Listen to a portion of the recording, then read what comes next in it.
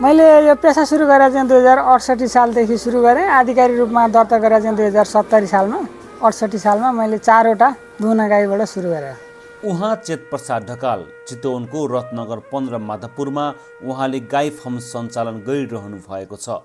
2072 सालदेखि व्यावसायिक रूपमा गाई पाल्न थाल्नुभएका ढकालका 6वटा गोठमा साना ठुला गरी 160वटा होलिस्टिन र जर्सी गाई छन्। तीमध्ये 55वटा दुध दिने, 40वटा बाछी र बाँकी ब्याउने गाईहरू छन्।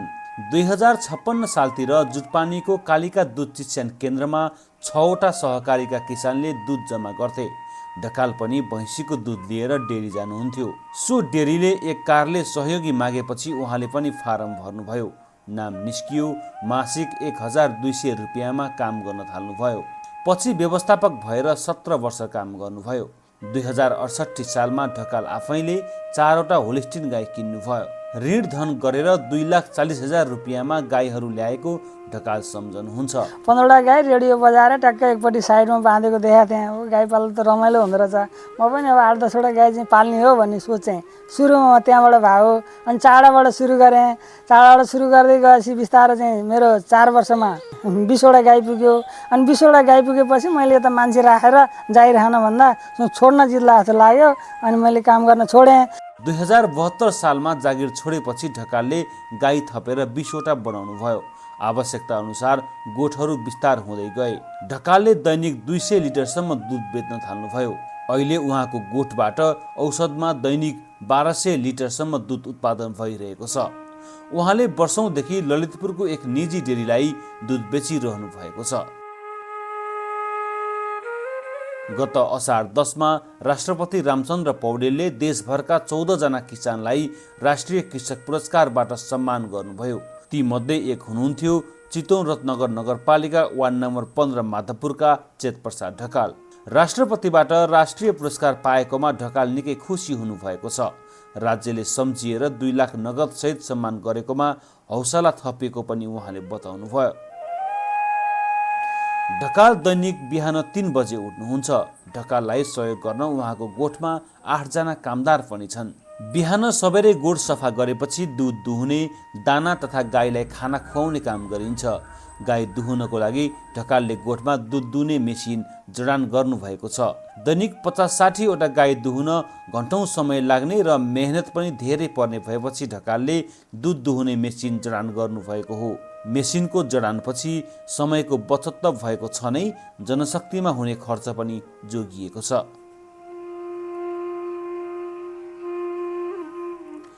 गाईहरूलाई दैनिक 2 पटक खाना खुवाउने गरिएको छ। पानी गाईलाई तिर्खा लागेको बेला खान मिल्ने गरी पानी खाने ठाउँ बनाइएको छ। खानामा साइलेज र गहुँको भुसा खुवाउने गरिएको छ। खाना त हामीले अब यो गहुँको भुसा, साइलेज, अब हरियो मकै पा बेलामा हरियो मकैको ढोड, अनि अभाव हुने बेलालाई साइलेज बनाएर राख्छौँ। साइलेजमा चाहिँ साइलेज अथवा मकैको ढोड, मकैमा चाहिँ गहुँको भुसा मिसाएर खुवाउँछौँ। साइलेज बनाउनको लागि ढकालले झन्डै 6 बिघा जमिनमा मकै खेती पनि गर्नुभएको छ। त्यसै गरी किसानहरूबाट दुधिलो मकैको बोट नै खरिद पनि गर्ने गरिएको छ।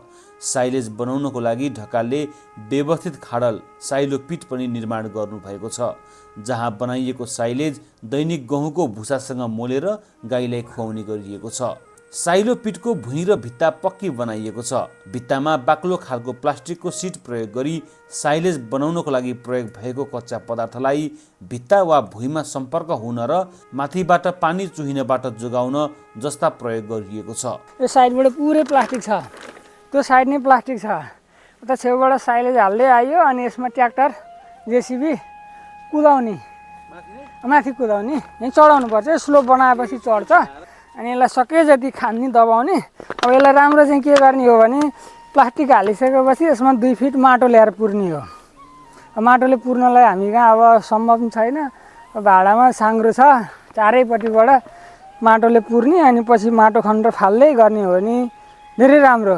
अब माटोको विकल्पमा चाहिँ मैले चाहिँ जस्ता राखेँ। यसरी साइलेज र भुसा मिसाएर खुवाउँदा पशुहरू स्वस्थ राख्न, दुधको उत्पादन लागत घटाउन, हिउँ तथा सुक्खायाममा हुने पशु आहारको समस्यालाई न्यूनीकरण गर्न निकै सहयोग पुगेको छ।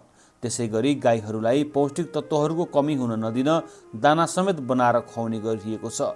ढकालले आफ्नै घरमा बनाइएको दाना खुवाउने गर्नुभएको छ, जसका लागि सोडा, क्याल्सियम, मिनरल्स, नाइट्रोजन, पिना, चोक्कर, सक्खरको झोल लगायतका पदार्थहरू मिसाएर दाना बनाउने गरिएको छ। दाना भनेको चाहिँ त्यो चोक्कर पनि मिसिया हुन्छ दानामा, मकै हुन्छ, ढुटो हुन्छ, भटमास हुन्छ, तोरीको पिना हुन्छ, अरू के पाइन्छ बजारमा चाहिँ दालका छिल्काहरू अब समयअनुसार चाहिँ के भेट्छ त्यो सबै थोक मिसाएपछि बल्ल दाना बन्यो। त्यसमा चाहिँ अब भिटामिन यिनीहरूलाई चाहिने चाहिँ अब सोडा चाहिन्छ केही मात्रामा, सोडाहरू सबै थोक मिसाएर घोलेपछि त्यो दाना भयो।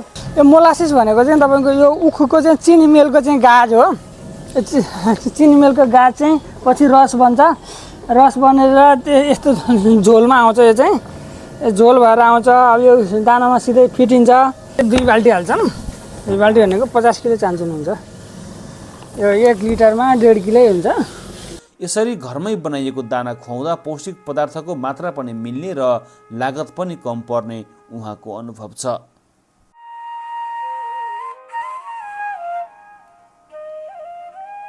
ढकालको फार्ममा गाईको गोबर छुट्टै उठाउने गरिएको छैन। गाईको मलमूत्र सबै पखालेर एउटा खाडलमा जम्मा गर्ने गरिएको छ। यसरी जम्मा भएको मलमूत्रलाई पम्पको मद्दतले तानेर सिधै मकै खेती गरिएको बारीसम्म पुर्याउने गरिएको छ। यसरी बारीमा मलमूत्र सिधै लगेर हाल्दा माटोमा प्रशस्त मल पुग्ने भएका कारण मकै छिट्टै सफ्रने र अन्य रासायनिक मलको प्रयोग गर्नु नपर्ने उहाँ बताउनुहुन्छ। यसबाट बोक्ने खर्च लागेन। तपाईँको मोल बोक्नलाई त हाम्रो 5-7 बिघा बारी छ। त्यो मोल बोक्नलाई फेरि जेसिबी, ट्र्याक्टर सबै थोक भयो। सिँचाइ गर्न छुट्टै पानी चाहियो। अझै अब पानी पनि भयो, बोक्न नि परेन।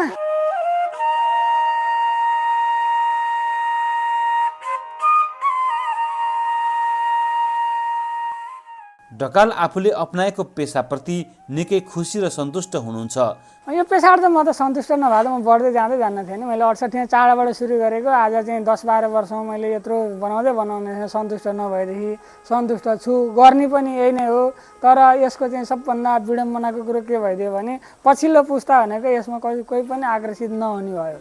अब यहीँ बस्ने यहीँ गर्ने भनेदेखि पशुपालन भनेको त मेरुदण्ड हो नि। कृषिको मेरुदण्ड भनेको पशुपालन हो। पशुपालन भएदेखि तपाईँको खेतीपाती भयो, खेतीपाती भए खान पाइयो, रोग किरा लाग्दैन मल हालेको बारीमा।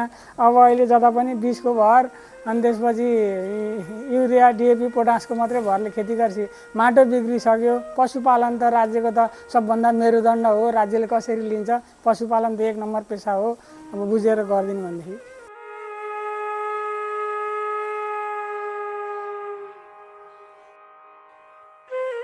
गाई पालेर नै छोराछोरीलाई राम्रो शिक्षा दीक्षा दिन सफल भएकोमा ढकाल गर्व गर्नुहुन्छ।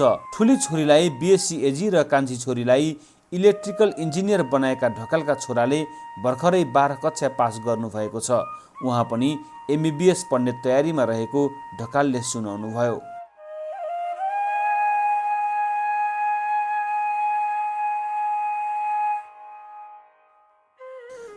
5वटा गाई पालेर दुध बेच्न सके घरमै बसेर महिनामा 30-40 हजार कमाउन सकिने ढकालको दाबी छ।